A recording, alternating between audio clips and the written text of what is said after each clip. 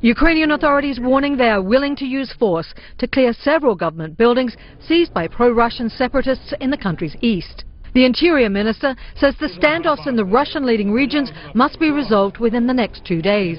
Pro-Russian protesters continue to occupy the headquarters of Ukraine's security service in Luhansk, with hundreds more camped outside, showing their support for Russian President Vladimir Putin. The Ukrainian security agency had said the separatists inside the building, armed with explosives and other weapons, were threatening hostages.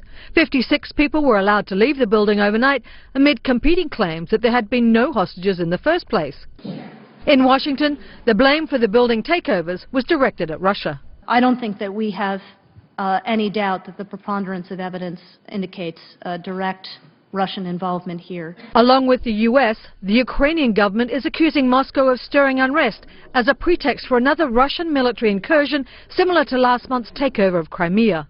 NATO says up to 40,000 Russian troops amassed along the Ukrainian border and is drawing up plans to reassure member nations feeling at risk. Essentially, what we are looking at is a package of land, air, and maritime measures that would build assurance for our easternmost allies. The Pentagon has announced the USS Donald Cook will move into the Black Sea this week to conduct exercises.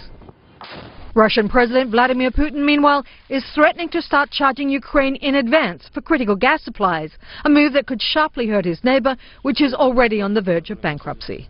Tracy Brown, Associated Press.